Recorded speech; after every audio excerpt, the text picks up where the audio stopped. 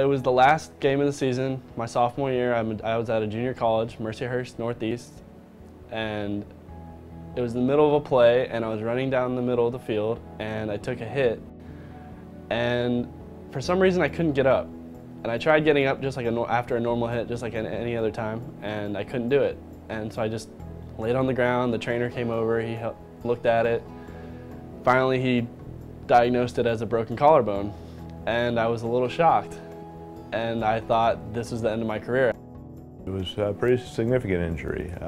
The bone had shattered into several pieces, and so the initial x-rays confirmed the injury and confirmed that it was best for him to have surgery. My overall decision was to first look and see who was the best in the field of surgically repairing collarbones, and that was, of course, Dr. Boyle. And I have had prior experiences with him, and he is just the best. And that's the main reason why I chose to come back and do it here. So what he did is a couple days after he got back to town, we let the swelling subside a little bit, then we took him to surgery, and the surgery was performed at the St. Francis downtown facility, which is where we do most of our fracture work. Surgery took about 2 hours.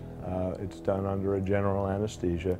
The anesthesiologists at St. Francis are also very, very good at putting what we call blocks. These are ways that they can numb the body part so that after you wake up from anesthesia, you're still pain-free. So while Will's surgery took 2 hours, he actually was pain-free for about 16 hours with these blocks. So after the surgery, we get him into the recovery room and then get him up on the floor. We usually keep him overnight just to make sure they're doing okay. And then actually his physical therapy started the next morning. It all started with the TheraBands, and it was just a bunch of exercises that I could do at home. It took me a little while just to get my movement back. It was a little painful just from having surgery, but it wasn't really painful after a week. And after a while, I can move into actual weights and lightweight and start doing more exercises that fit my whole body instead of just my shoulder. By about 4 weeks, we let him start throwing the lacrosse ball around again. And then by 6 weeks, we let him start doing some more strengthening exercises. And by 3 months, he was back to full activity, full contact in a sport like lacrosse. It was a great feeling to get back out there in the first game.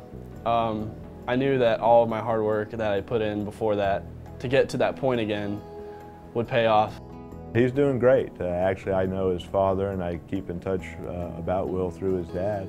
And he actually was, at one point, halfway through the season, the leading scorer in his league at college. So he's done real well. He's recovered tremendously, as we would expect with this injury with the technology we have today. I've been to many other hospitals for different sports injuries, and nothing is compared to this. Dr. Boyle gives you that sense of relief, and I don't think many other doctors can do that.